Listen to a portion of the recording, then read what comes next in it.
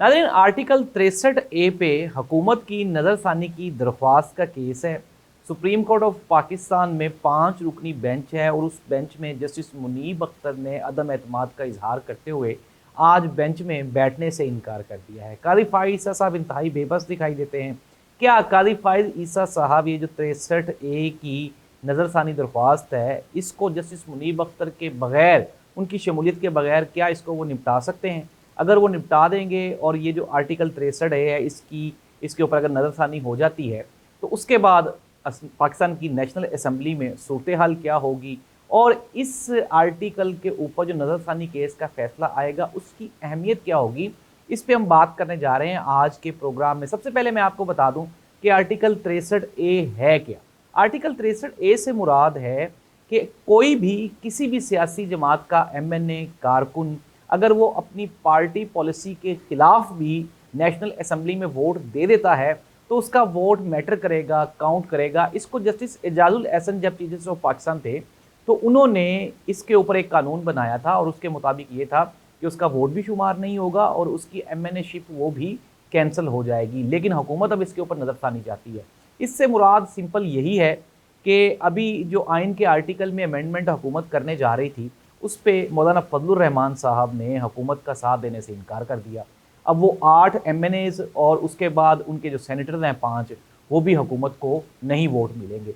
It means that कि हुकूमत को अपने वोट पूरे करने के लिए कम अज़ कम 15 से 16 वोट्स दरकार हैं।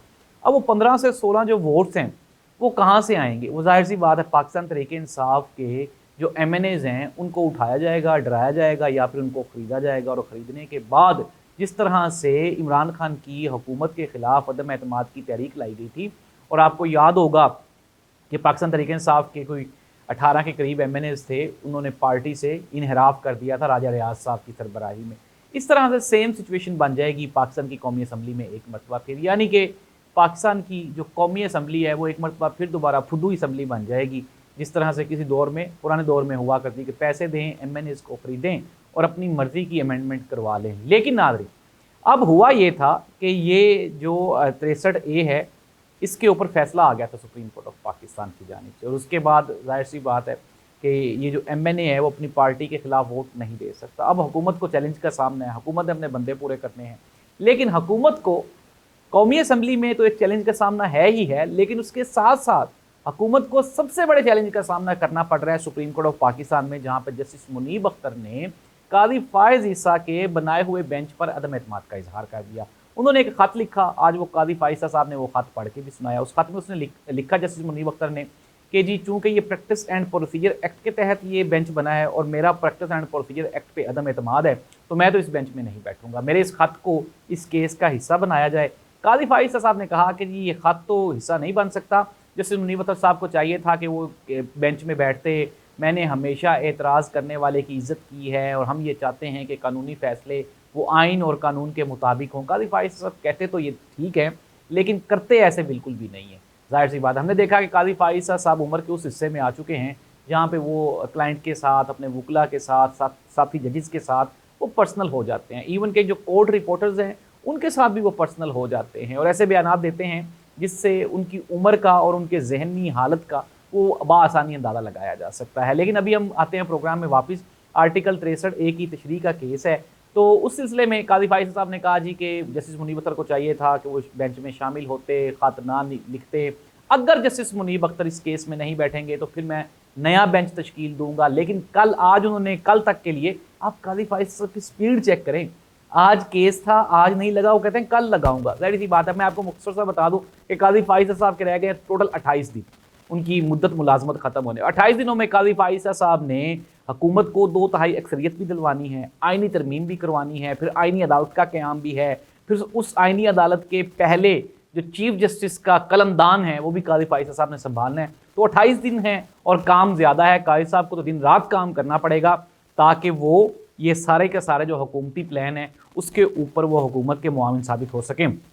अब नाज़रीन, कादी साहब तो ये चाहते हैं कि हो जाए, लेकिन चैलेंज क्या है? चैलेंज ये है कि वो 5 रुकनी बेंच जिसने ये फैसला दिया था, आइन और कानून का तकाजा ये है कि वही 5 रुकनी जज अब इसकी नज़रसानी अपील पे भी नज़रसानी करे। लेकिन जाहिर सी बात है, अब उनमें से जस्टिस एजाजुल हसन रिटायर्ड हो गए, उसकी जगह पे काजी फायज साहब कहते हैं कि मैंने खुद अपने आप को डाल लिया।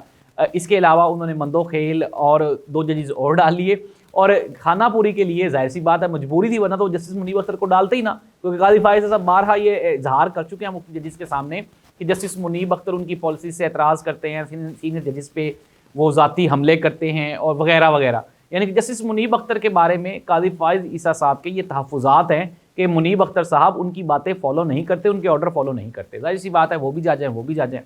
अब नाज़रीन मजबूरी कहाँ पे है? मजबूरी ये है चूँकि ऑथर जज जो पुराने जजेस थे उसमें से सिर्फ जस्टिस मुनीब अख्तर ऐसे जज हैं जो कि 63A, ये जो 63A की तशरीह है, इस नज़रसानी है, उसके ऊपर वो फैसला दे सकते हैं। अगर जस्टिस मुनीब अख्तर इसमें नहीं बैठेंगे तो ये फैसला किसी भी फोरम पे माना नहीं जाएगा, और जब इसके ऊपर पाकिस्तान तहरीक इंसाफ दोबारा रिव्यू पिटिशन के लिए, नज़रसानी के लिए दोबारा सुप्रीम कोर्ट ऑफ पाकिस्तान में जाएगी तो जस्टिस मंसूर अली शाह इसको ऐसे 1 मिनट में उड़ा के वो फेंक देंगे। अब नाज़रीन हुकूमत, मैं आपको पहले भी कई मरतबा कह चुका हूँ, दोबारा फिर कह रहा हूँ, हुकूमत भी जल्दी में है क्योंकि हुकूमत को एस्टेब्लिशमेंट का प्रेशर है, काजी फायज साहब को हुकूमत का प्रेशर है, और ये सब के ऊपर जो प्रेशर्स हैं उन प्रेशर्स में ये गलती दर गलती करते चले जा रहे हैं। हुकूमत भी ये चाहती है कि 20-22 दिनों में सारा कुछ करके उसको कंक्लूड कर लें चीज़ों को। काजी फायज साहब भी चाहते हैं कि 28 दिन में ख़त्म होने से पहले पहले हर चीज़ को कंक्लूड कर लें, लेकिन इस तरह से इतनी जल्दी में इतने बड़े चैलेंजेस का सामना करना मुश्किल ही नहीं, नामुमकिन है। फिर हमने देख लिया पाकिस्तान तहरीक इंसाफ सड़कों पर है, JUIF मौलाना फजलुर रहमान साहब ने सरप्राइज़ देते हुए हुकूमत को उन्होंने टोटली इनकार कर दिया, डिनाई कर दिया कि मैं तो हुकूमत के साथ बैठूंगा नहीं। इसका मतलब ये नहीं है कि मौलाना साहब को नज़रियाती हो गए। मौलाना साहब ने इस्टेब्लिशमेंट के साथ भी एक कमिटमेंट कर रखी है, और इस्टेब्लिशमेंट को उन्होंने ये कहा था कि पहले आप मुझे वोट पूरे करके दिखाएं बकाया, फिर जब आपको मेरे 13 वोटों की ज़रूरत होगी तो मैं भी आ जाऊँगा। लेकिन अगर मौलाना साहब भी चले जाते और वो 13 वोट डल भी जाते तो भी गिनती पूरी नहीं होनी थी, और इस गिनती को पूरी करने के लिए अब हुकूमत 63A में तरमीम चाहती है, और ये चाहती है कि इसके ऊपर नज़रसानी हो और ये ख़त्म हो जाए। लेकिन नाज़रीन प्रोग्राम को ख़त्म करते हैं और मैं आपको कंक्लूड कर देता हूँ। आज की सबसे बड़ी ब्रेकिंग न्यूज़ ये है कि काजी फायज ईसा साहब हुकूमत और हुकूमत के हवारी इस्टेब्लिशमेंट ये बंद गली में आ गए हैं। इनको एक तरफ से इमरान खान का सामना है, इमरान खान डटा हुआ है और वो किसी भी कीमत पे वो स्टेप डाउन करने के लिए तैयार नहीं है। अदालत में जस्टिस मंसूर अली शाह और जस्टिस मुनीब अख्तर, इन्होंने काजी फायज ईसा और हुकूमती ख्वाबों को चकनाचूर करने के लिए वो एक नया ग्रुप तश्कील दे लिया है, और इस तरह से आप देख रहे हैं कि हुकूमत बेचारी परेशान है, फैसले नहीं हो पा रहे, और आने वाले दिनों में हुकूमत के लिए हालात आहिस्ता आहिस्ता मज़ीद ख़राब होते हुए दिखाई देते हैं। इस दुआ के साथ कि अल्लाह इस मुल्क का हामी और नासिर हो, इस मुल्क में आइन और कानून की पासदारी हो। ये जो 63A की तशरीह है उसके मुताबिक यही है कि पार्टी पॉलिसीज़ को फॉलो किया जाए। इट डजंट मीन दैट कि आप एक पार्टी का टिकट से MNA बन के आए हैं और फिर आप दूसरी पार्टी से पैसे लेकर उसके हक़ में वोट दे दें। ये अपने वोट बेचने के मुतरादिफ है, और अवाम अब शऊर रखती है, पाकिस्तान की अवाम बाशऊर है, वो हर चीज़ को देख रही है। अनडाउटेडली वक्ती तौर पर मुश्किल है पाकिस्तान तहरीक इंसाफ के लिए, जो इंसाफ पे मबनी फ़ैसले करने वाले जजेस हैं उनके लिए भी मुश्किल है, लेकिन काजी फायज साहब हुकूमत और इस्टेब्लिशमेंट के लिए आसानी नज़र आ रही है ताकत के इस्तेमाल से। लेकिन आने वाले दिनों में ये सारी चीज़ें आपको रिवर्स होती हुई दिखाई देंगी। अल्लाह इस मुल्क का हामी और नासिर हो। अल्लाह।